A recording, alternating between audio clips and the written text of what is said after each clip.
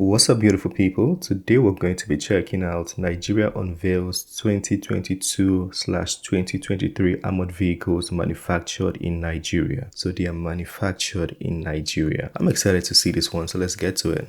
I'm Julia Sondu, showing you where development is happening. Please come and join us. This is Ezeagu, Nigeria's army armored vehicles designed in Nigeria. This baby here. Ezeagu. It's just something to prove that Nigeria, we're a great nation. We have abundance of talent, human and material. If a Nigerian man makes up to do something, he will do it. We can go to the moon. Yes. So General Buratai, retired, Chief of Army Staff, appointed me the Group Managing Director of Nigerian Army Vehicle Manufacturing Company after my recruits in depot produced a small patrol vehicle. He said I have the talent, that I should go and exploit that talent, despite the fact that I'm an infantryman and I'm a historian. So I gathered some Nigerian young talented boys, headed by Engineer Ezeagu, and we went into design and production of 3 series. This is the 3rd series. The first series, we are done with it. Second series, this is the latest 2022 model of Ezeagu Emra. So the Command Engineering Depot partnered with Dicon that I was heading to produce these vehicles. And as I left Dicon, the current DG Dicon, Major General Tafida, is also working with Engineer Ezeagu and his team and Command Engineering Depot to continue the production even after I've left. So this is a true story of what Nigeria can do when given the opportunity. This is Ezeagu. That is actually good work. What is the reliability and what is the production capacity or capability? Do they have a production line? How many can they make in a year? Because it's armored vehicles. One missile is probably down and you're going to need more. So I'd like to know all of those, I'm probably moving too fast, but I'm excited, The King of the Mountain, or the King with class, in Igbo language. Mr. President Muhammadu Buhari unveiled locally produced mine-resistant ambush-protected vehicles named Ezeagu and other armored vehicles designed to carry out insertion and extraction of troops, assault, counter-terrorism, delivery of high firepower and urban warfare, Premium Times reports. Major General Ezeagu manufactured military armored vehicles. Major General Ezeagu, who is the current Director General of the Defense Industry Corporation of Nigeria, was born on the 28th of June 1964. He joined the Nigerian Defense Academy Kaduna on the 27th of September 1985 as a member of 37 regular combatants and was commissioned to the rank of Second Lieutenant on the 22nd of September 1990. An infantry officer of high professional rating, he served Nigeria meritoriously in both local and international scenes, as he's done very well. Once commanded the 28th Task Force Brigade in Adamawa State, among others. Ezeagu PhD became an engineer by mere providence and passion. Wow. He took Nigerians and the world by storm when he conceptualized the design and production of mine-resistant military armored vehicles, prototype variants of light, including other sophisticated equipment. Oh, he's made a lot. In recognition of the feats he has achieved, the then Army Chief Staff, Lieutenant General Tai Buratai, named his production, which is the first indigenous anti-ambush protective vehicle after him, Ezeagu. The Nigerian Army has ordered 52 fleets of locally produced vehicles and would order for more in due course. General Ezeagu stated that the vehicle would come in handy in boosting the operational efficiency of troops in the fight against terrorism, banditry, and other related crimes in the country. He said the Chief of Army Staff and Defense Minister has released the training plans for 2021 for the production of more vehicles for the Nigerian Armed Forces and other security agencies. He added that there would be mass production, stressing its importance in the fight against insurgency. Right. We have feedback mechanism from our vehicles in the field. He also disclosed that the process of producing other vehicles is in top gear. He expressed optimism that demands will increase, as the vehicles, already tested, performed the task for which they were produced, adding that they would keep improving. Since 2019, Nigeria government has been patronizing the locally made Ezeagu. In November 18, 2019, Nigerian Armed Forces purchased 28 the local Ezeagu armored vehicles. The Nigerian army ordered. What is the cost though? Yeah. Also, shouldn't they build a production line for them to make it faster? Subsidize the company, and then the cost of buying the vehicles will even be cheaper for you because you're now a major partner with the company. Did 28 of the locally manufactured Ezeagu armored vehicles from Defense Industries Corporation of Nigeria, DICON, a state-owned corporation operated by the Nigerian Armed Forces. A representative for the Chief of Army Staff and the Director General of DICON, Major General Victor Ezeagu, signed the agreement on the 12th of November at the Army's headquarters in Abuja. The Nigerian Armed Forces dubbed the vehicle the Ezeagu, named after DICON's own Director General. It is a mine-resistant ambush-protected vehicle, MRAP.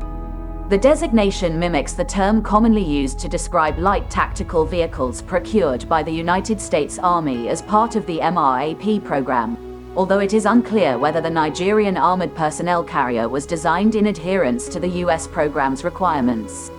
We are gathered here today to actualize one of the lofty dreams of the Army in reducing the challenges of having to rely on everything from outside Nigeria in terms of lethal equipment. The unconventionally designed Ezeagu, it fitted with 2 different weapons turrets to achieve 360 degrees traversal. In addition, the vehicle is equipped with a 360-degree telescopic PTZ camera. The primary armament includes a 12.7mm anti-aircraft gun and a 7.62mm light machine gun. It is good for counter-terrorism, maintenance of stability, and also a perfect vehicle for urban warfare, said Captain Abdulrashid Ahmed, coordinator of Nigeria. You see, it's handmade, so the production won't be quick enough. So enhance I don't know if you can actually make, that's a good question. Can you actually make armored vehicles from a production line? Yeah, true. It might actually be very difficult to make an armored vehicle from production line. Nigerian Army Operations Media, in a press release. According to the African Military Blog, the Nigerian Army claimed in a response to request for information that is capable of resisting bullets ranging from 7.62mm to 12.7mm at short distances. In addition, it can resist improvised explosive devices and mines with explosive power up to 12 kgs of TNT. The 4x4 vehicle is powered by a Chinese 615WD diesel engine located at the front of the hull and is fitted with what was described as an independent suspension system. In early January, DICON Director General, Major General Victor Ezeagu, said the order was made to improve the operational efficiency of troops fighting terrorism, banditry, and other emerging security threats in the country. He said the Chief of Army Staff and Defense Minister have released their training plans with a call on DICON to produce new equipment for the armed forces of Nigeria. We are also looking at supplying police and other security agencies a lot of non-kinetic equipment for their operations. This is important to us because we need to produce equipment for the armed forces to bring this insurgency and other crimes to an end. We have a feedback mechanism for our vehicles from the field. So far, so good. Our MRAP Ezeagu has been able to play the role it was designed for very well.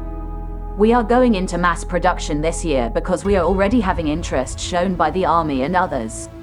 We are hoping that as we produce, we will keep improving as time goes by based on the feedback we get from the field. Right. The Ezeagu was unveiled in September 2019 at the Abuja International Trade Fair Complex during a Nigerian Army Day event.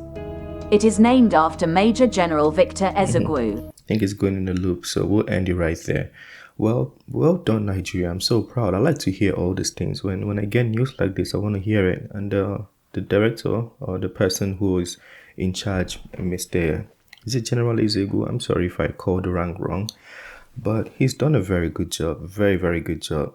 He had passion for engineering, and that's how he started. Passion, just put your heart to it and you can do it. Big evidence there. Usually people would sit back and complain and say things like, oh, I don't have the opportunity, or I couldn't do it, or Nigeria, there are no opportunities and stuff. I know his position was high up in the army, but that's still an armor car he made. It's still a difficult task to do for anybody, irrespective of resources or whatever he had available. Like, it's still a difficult task for anybody. I don't know if he can partner with like Inoson or is it, there's another company in Nigeria that manufactures cars or they assemble cars. If he can partner with those guys and, see what they can do together to make it even faster. Yeah, I like it. That's the same model, like partnership is the same model people do in, I think, America as well. Like you see companies like Volkswagen, they have Porsches, they have Audi, they have other partners. So if Nigerians can do the same thing, partner with each other, like Hyundai and Kia, they are South Korean companies and they partner. I think Hyundai owns 30% of Kia. You don't have to it doesn't have to be like an ownership or something like that. Just partnership. Be like, if you give me parts, I'll do this for you, just to make it faster. That's what I'm saying, because we'll need a lot. They're saying they're going to provide for the police, they'll provide for the army, and I'm sure other companies might want, or other countries might want some, like Ghana or some other West African countries. So yeah, we can do this even more and sell it to them. But again, I commend this General Ezeagu. This guy's confused me. I would have known that. I'm Nigerian. I should have known that. But the video confused me because they were calling the name wrong. It's the end of this one. Smash the like button. If you notice I'm talking some kind of way, repeating myself, because I have an injury on my lip. So my mouth movement is kind of weird. My mouth mechanism is weird right now. But forgive me. Smash the like button. Subscribe if you're new to the channel. And I'll see you on the next one. Have a very wonderful day. Peace.